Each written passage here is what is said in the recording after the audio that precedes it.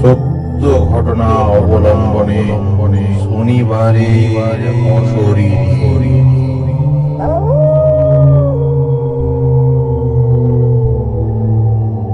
Hi friends, আমি দীপ আর আপনারা শুনছেন সত্য ঘটনা অবলম্বনে শনিবারের অশরীরী।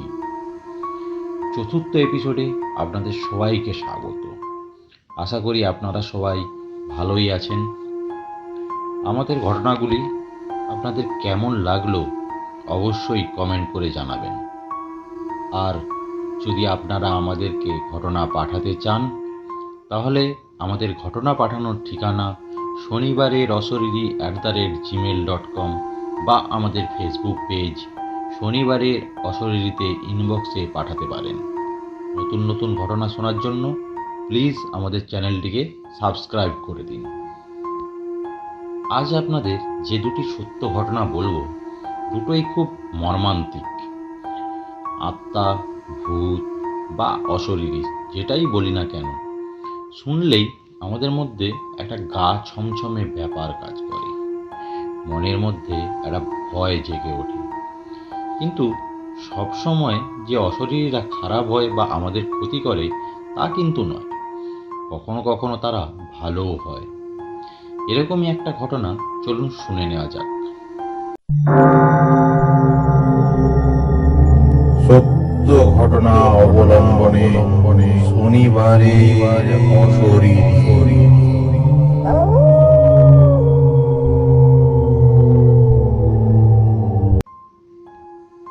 ঘটনাটি ঘটেছিল আমার এক অফিস কলিগের দাদুর সঙ্গে।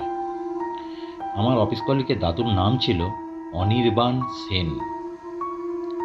অনির্বাণবাবুর বাড়ি ছিল পশ্চিম মেদিনীপুরের গড়বেতাতে। অনির্বাণবাবুর বাবা ছিলেন একজন আভিজাত্য পরিবারের লোক, তখনকার দিনে বেশ বড় লোক। অনির্বাণবাবুর বয়স যখন 9-10 বছর তখন তার মা মারা যান। অনির্বাণবাবুর বাড়িতে ছিলেন অনির্বাণবাবুর বাবা, দাদু এবং ঠাকুমা আর 2 পিসি। পিসিদের বিয়ে হয়ে গেছে। অনির্বাণবাবুর মা মারা যাওয়ার পর তার সব কাজকর্ম শেষ হয় প্রায় 15-20 দিন লাগে। তারপর বাড়ি থেকে এক এক করে সবাই চলে যায়। এক সময় বাড়ি পুরো ফাঁকা হয়ে যায়। বাড়িতে থেকে যায় অনির্বাণবাবুর বাবা, অনির্বাণবাবুর ঠাকুমা, দাদু এবং অনির্বাণবাবুর নিচে। অনির্বাণবাবুর মা মারা যাওয়ার পর অনির্বাণবাবু খুব একা হয়ে যায়, কারণ অনির্বাণবাবু তার মাকে খুবই ভালোবাসতেন। এইভাবে যাওয়ার পর অনির্বাণবাবু মায়ের শোকে অসুস্থ হয়ে পড়ে। অনেক ডাক্তার দেখানো হয়, কিন্তু কোনো লাভ হয় না। ধীরে ধীরে অনির্বাণবাবুর শরীর আরও খারাপ হতে থাকে। এই রকম ভাবেই আরও কিছুদিন কেটে যায়। একদিন রাতে অনির্বাণবাবু একা ঘরের মধ্যে শুয়েছিলেন। হঠাৎই তিনি অনুভব করেন তার মাথার পাশে কেউ বসে আছে আর তার মাথায় হাত বুলিয়ে দিচ্ছে। প্রথমে অনির্বাণবাবু মনে করেন এটা তার ঠাকুমা, তাই সে তার ঠাকুমার সঙ্গে কথা বলার জন্য চোখটা ওপর দিকে তোলেন। তারপর সে যা দেখে তাতে সে অবাক হয়ে যায়। সে দেখে তার মাথায় যে হাত বুলিয়ে দিচ্ছে সে আর কেউ নয়, তার মা। প্রথমে ভয় পেলেও পরে সে খুব খুশি হয় তার মাকে পেয়ে। এইভাবে প্রতিদিন রাতে তার মা তার কাছে আসতে থাকে। অনির্বাণবাবু ধীরে ধীরে সুস্থ হয়ে ওঠে। বেশ কিছুদিন পর অনির্বাণবাবু পুরোপুরি সুস্থ হয়ে যায়। একদিন অনির্বাণবাবু তার বাবাকে বলেন রাতে সে একা ঘুমোবেন। অনির্বাণবাবুর মা মারা যাওয়ার পর অনির্বাণবাবু তার ঠাকুমার কাছেই ঘুমোতেন। যখন ঠাকুমা কোনো কাজে বাইরে যেত তখন তার মা আসতেন। অনির্বাণবাবুর বাবা কোনো আপত্তি করলেন না, তাই অনির্বাণবাবু রাতে একাই ঘুমোতে শুরু করলেন। প্রতিদিন রাতে তার মা তার কাছে আসতো। সে তার মায়ের সঙ্গে গল্প করত। তার মা অনির্বাণবাবুকে মাতৃস্নেহে ঘুম পাড়িয়ে দিতেন। এভাবেই বেশ কয়েক মাস কেটে যায়। অনির্বাণবাবুর বাবা লক্ষ্য করেন অনির্বাণবাবুর মধ্যে যে তার মাকে হারানোর শোক ছিল সেটা আর নেই। উল্টে অনির্বাণবাবুর মা জীবিত থাকাকালীন যেমন ব্যবহার করতেন অনির্বাণবাবু এখন ঠিক সেরকমভাবেই থাকছে। জিনিসটা দেখে অনির্বাণবাবুর বাবা খুব খুশি হলেন। একদিন রাতে অনির্বাণবাবুর বাবা যখন বাথরুমে যাচ্ছিলেন, বাথরুমে যাওয়ার সময় তিনি শুনতে পান অনির্বাণবাবু কারোর সঙ্গে কথা বলছে, খুব হাসাহাসি করছে, ঠিক যেভাবে সে তার মায়ের সঙ্গে কথা বলতো। অনির্বাণবাবুর বাবা মনে করেন যে ঘুমের মধ্যে হয়তো তার ছেলে ভুল বকছে, তাই গুরুত্ব না দিয়ে চলে যান। কিন্তু তার পরের দিনও একই ঘটনা ঘটে। এইভাবে 2-3 দিন তিনি ব্যাপারটা লক্ষ্য করেন। একদিন সত্যটা কি জানার জন্য অনির্বাণবাবুর ঘরে ঢোকেন। ঘরে ঢুকে দেখেন তার ছেলে শুয়ে শুয়ে কারোর সঙ্গে কথা বলছে, যেন মনে হচ্ছে অনির্বাণবাবুর মাথার সামনে কেউ বসে আছে। অনির্বাণবাবুর বাবা সেটা দেখে অবাক হয়ে যায়। অনির্বাণবাবু বাবাকে দেখে অনির্বাণবাবু তাকে বলেন যে বাবা দেখো মা এসেছে। অনির্বাণবাবুর বাবা অনির্বাণবাবুর কথা শুনে অবাক হয়ে যায় এবং তাকে জিজ্ঞাসা করে কোথায় তোর মা। অনির্বাণবাবু বিছানার একদিকে হাত দেখিয়ে বলে এই তো এখানে দাঁড়িয়ে আছে। মা তো রোজ আসে আমার সঙ্গে দেখা করতে, রাতে থাকেও আমার সঙ্গে, কিন্তু অনির্বাণবাবুর বাবা কাউকেই ঘরের মধ্যে দেখতে পায় না। শেষে তিনি অনির্বাণবাবুকে তার সঙ্গে তার ঘরে নিয়ে যায়। অনির্বাণবাবু যেতে রাজি হয় না। তার বাবা এক প্রকার তাকে জোর করেই নিয়ে যায় তার সঙ্গে। পরের দিন সকালবেলায় অনির্বাণবাবুর বাবা তার ঠাকুমাকে সব কিছু খুলে বলেন। শুনে অনির্বাণবাবুর ঠাকুমা এক তান্ত্রিককে ডেকে আনেন। তান্ত্রিক বাড়িটা পুরো ঘুরে দেখেন। তারপর অনির্বাণবাবুর বাবাকে বলেন ওনার স্ত্রীর অতৃপ্ত আত্মা এই বাড়িতে ঘুরে বেড়াচ্ছেন, পুত্রমোহ ত্যাগ করতে পারেননি, তাই প্রতি রাতে আসেন নিজের ছেলের কাছে। তান্ত্রিক একটি পুজোর ব্যবস্থা করেন এবং বলেন গোয়াতে পিণ্ড দিয়ে আসতে। এইসব করার পর আর কোনোদিন অনির্বাণবাবুর মা আর আসেননি। অনির্বাণবাবু আস্তে আস্তে বুঝে যান যে তার মা আর ফিরবেন না। এই ছিল আজকের প্রথম ঘটনা। মৃত্যুর পরেও মা তার ছেলের প্রতি স্নেহ বা মোহ ত্যাগ করতে পারেনি। কেমন লাগলো ঘটনাটা অবশ্যই কমেন্ট করে জানাবেন। যদি আপনাদের ভালো লেগে থাকে তাহলে আমাদের চ্যানেলটিকে সাবস্ক্রাইব করে দিন। আর যদি আপনারা আমাদেরকে আপনার সঙ্গে ঘটে যাওয়া কোনো সত্য ঘটনা পাঠাতে চান তাহলে আমাদেরকে মেল করুন শনিবারের অশরীরী@gmail.com বা আমাদের ফেসবুক পেজ শনিবারের অশরীরীতে ইনবক্সে পাঠান। তো চলুন শুনে নেওয়া যাক আজকের দ্বিতীয় ঘটনাটা।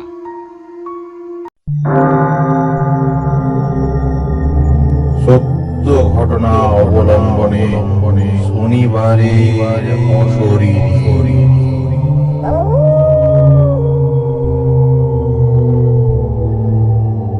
দ্বিতীয় ঘটনাটি খুবই মর্মান্তিক। আমাদের একটি ছোট্ট অবহেলার জন্য কত বড় ক্ষতি হয়ে যেতে পারে তা এই ঘটনাটা না শুনলে বুঝতে পারবেন না। ঘটনাটি প্রায় 13 বছর আগের ঘটনা। ঘটনাটি আমার এক পাশের বাড়ির কাকুর কাছ থেকে শোনা ঘটনা। ঘটনাটি ঘটেছিল তাদের সঙ্গে। তাদের বলতে এখানে কাকু ও তার সহকর্মীর সঙ্গে ঘটা ঘটনা। আমার কাকু ছিলেন আমিন, মানে জমির মাপঝোপের কাজ করত, আর তাই নানা জায়গায় ঘুরতে হতো। তার সঙ্গে ছিল তার 2 সহকর্মী বা জুনিয়র বলা যায়। তাদের নাম অমর এবং সন্দীপ। এরকমই একটা ফ্যাক্টরি তৈরির জমির মাপের কাজে কাকুরা গিয়েছিলেন বিহারের একটি গ্রামে। বলা যায় একদম অজপাড়া গাঁ, খুবই নির্জন এলাকা। যোগাযোগ ব্যবস্থাও সেরকম কিছু নেই, ঘরবাড়িও হাতে গোনা কয়েকটা। কাকুদের কাজের জায়গাটি ছিল যেখানে, সেখানে বিস্তীর্ণ ফাঁকা মাঠ, আশেপাশে কোনো লোকালয়ও নেই, বাজার প্রায় 2 কিলোমিটার দূরে, আশপাশটা পুরোই নির্জন। দিনের বেলাতেও খুব একটা লোক দেখা যায় না। থাকার মধ্যে আছে একটি পুরনো প্রাইমারি স্কুল। স্কুলের একপাশে একটি পুরনো বট গাছ। স্কুলটা দেখেই মনে হচ্ছে অনেক দিন এখানে কেউ আসেননি। কাজের সুবিধার জন্য কাকুদের ওই স্কুলেই থাকার ব্যবস্থা করা হয়। কাকুদের সঙ্গে আরও 3জনের থাকার ব্যবস্থা করা হয়। তারা এসেছিলেন সয়েল টেস্টের জন্য। পুরনো স্কুলটির 2টি রুম পরিষ্কার করে তাদের থাকার ব্যবস্থা করা হয়। কোম্পানির লোক সমস্ত রান্নার জিনিসপত্র দিয়ে যায়। কোম্পানির গাড়ি করে বিকেলের দিকে কাকুদের সেখানে পৌঁছে দেওয়া হয়। পরের দিন থেকে কাজ শুরু হবে, তাই কাকুরা তাড়াতাড়ি রান্নার ব্যবস্থা শুরু করলো। এমনিতেই সারাদিন গাড়ি জার্নি, তাই তারা তাড়াতাড়ি ঘুমানোর চিন্তা ভাবনা করে। সন্ধে নামতেই চারিদিকটা কালো অন্ধকারে ভরে গেল। চারিদিকটা নিঝুম, চুপচাপ। মাঝে মধ্যে রাত জাগা পাখির ডাক শোনা যায়, আর শোনা যায় শিয়ালের ডাক ও ঝিঝি পোকার ডাক। বহু দূরে দেখা যায় টিম টিম করে জ্বলা কয়েকটি আলো। রাতের রান্না শেষ করে খেতে খেতে প্রায় 10টা বেজে যায়। সবাই যে যার মতো ঘুমোতে চলে যায়। অমরের ছিল একটু সিগারেট খাওয়ার নেশা, তাই সে খাওয়ার পর একটি সিগারেট ধরিয়ে পায়চারি করার জন্য বাইরে আসে। বাইরে পায়চারি করতে থাকে।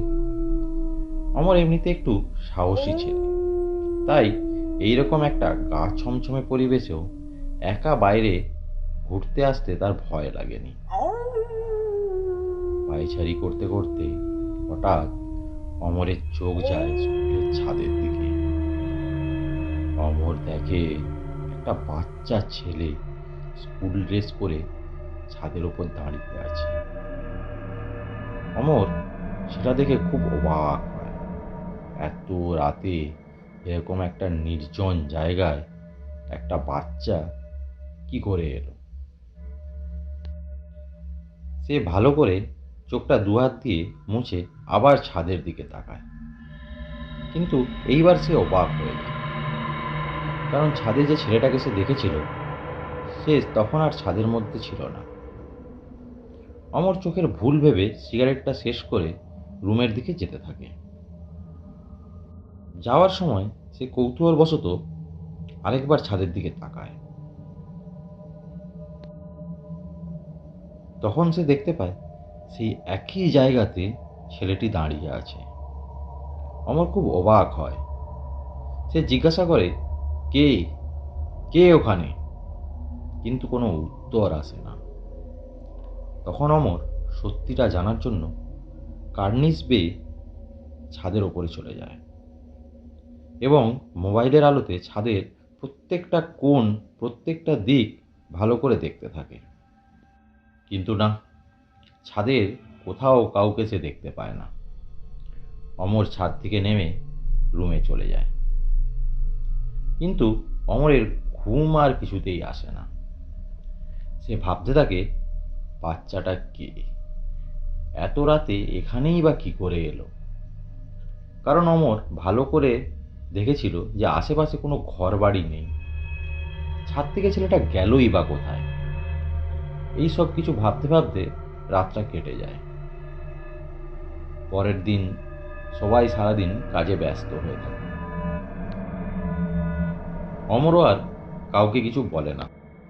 সন্ধে কাজ শেষ করে সবাই রুমে ফিরে আসে। আগের দিনের মতোই রাতে খাওয়া দাওয়া করে যে যার মতো ঘুমোতে চলে যায়। অমর আজও সিগারেট খাওয়ার জন্য বাইরে আসে, কিন্তু আজ সে বেরিয়ে এসে যা দেখে তাতে তার সমস্ত সাহস ভেঙে যায়। অমরের সিদ্ধানা দিয়ে ঠান্ডা স্রোত হয়ে যায়। অমর দেখে ছাদের সেই একই জায়গায় সেই বাচ্চাটি দাঁড়িয়ে আছে, কিন্তু আজ তাকে অন্যরকম দেখাচ্ছে। সে দৃশ্য ভীষণ ভয়ঙ্কর। অমর দেখল বাচ্চাটার মাংসগুলো ফুলে ফুলে পড়ছে, চোখগুলো ভাটার মতো সাদা, মুখে একটা ভয়ঙ্কর হাড় হিম করা হাসি। তার চারিদিকটা কয়েক সেকেন্ডের মধ্যে একটা পচা দুর্গন্ধে ভরে গেল। অমর আর দাঁড়িয়ে থাকতে পারল না, ছুটে রুমের মধ্যে গিয়ে শুয়ে পড়ে। কিন্তু সেখানেও শান্তি নেই। কিছুক্ষণ পরে অমর বুঝতে পারে রুমের মধ্যে একটা বাচ্চা ঘোরাঘুরি করছে। চারিদিকটা সেই আগের মতোই পচা দুর্গন্ধে ভরে যাচ্ছে। কাকু ও সন্দীপও সেই গন্ধে উঠে পড়ে। গন্ধটা এতটাই দুর্গন্ধ, এতটাই উগ্র ছিল যে তারা কেউ রুমে থাকতে পারে না। রুমের বাইরে চলে আসে। বাইরে এসে দেখে পাশের রুমের যে তিনজন সয়েল টেস্টের ছিল তাদেরও একই অবস্থা। তারাও সেই গন্ধ সহ্য করতে না পেরে বাইরে চলে আসে। কিন্তু বাইরে এসেও তাদের সেই একই অবস্থা। তারা যখন ছাদের দিকে তাকায় দেখে সেই বাচ্চাটা ছাদের মধ্যে ঘুরছে, সেই একইভাবে মাংসগুলো খুলে খুলে পড়ছে, চোখগুলো ফাটার মতো জ্বলছে, মুখে একটা হাড় হিম করা হাসি। এইসব দেখে তারা আর সেখানে দাঁড়ানোর সাহস করে উঠতে পারেনি। তারা ছজনেই ওখান থেকে দৌড়তে থাকে। কতক্ষণ দৌড়েছে তাদের জানা নেই। দৌড়তে দৌড়তে তারা একটা বাড়ি দেখতে পায়। সেই বাড়ির সামনে এসে তারা জ্ঞান হারিয়ে মাটিতে পড়ে যায়। তাদের পড়ে যাওয়ার শব্দে বাড়ির লোকজন বাইরে বেরিয়ে আসে এবং কাকুদের ধরাধরি করে ভেতরে নিয়ে যায়। কিছুক্ষণ পর কাকুদের জ্ঞান ফিরে আসে। তারা সব ঘটনা বাড়ির লোকজনদেরকে জানায় এবং কাকুরাও জানতে পারে বেশ কিছু সত্য ঘটনা। কাকুরা জানতে পারে বেশ কিছু বছর আগে ওই প্রাইমারি স্কুলটা চালু ছিল। এখানকার ছেলেমেয়েরা পড়তে যেত, কিন্তু একবার গরমের ছুটির আগের দিন সবাই স্কুলে যায়। একটি ছেলে সেই দিন অসুস্থ ছিল। সে অসুস্থতার কারণে পেছনের বেঞ্চের কোণের দিকে ঘুমিয়ে পড়ে। স্কুল ছুটি হওয়ার পর কেউ তাকে লক্ষ্য করেনি। স্কুলে চাবি দিয়ে যে যার মতো বাড়ি চলে যায়। অনেক রাত পর্যন্ত ছেলেটি বাড়ি না ফেরায় তার খোঁজাখুঁজি শুরু হয়। কোথাও খুঁজে পাওয়া যায় না। এখানে একটা জিনিস বলে রাখি, স্কুলের শিক্ষকরাও ছিল বাইরের, তাই স্কুল ছুটি পড়ার জন্য তারাও যে যার বাড়ি চলে যায় এবং স্কুলের চাবিও তাদের কাছেই রয়ে যায়।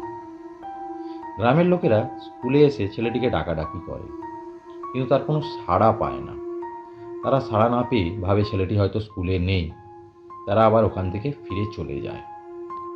হয়তো অসুস্থতার কারণেই হোক বা এইরকম একটা নির্জন জায়গায় রাতে ভয়েই হোক ছেলেটি মারা যায়, তাই সে আর কোনো সাড়া দিতে পারেনি।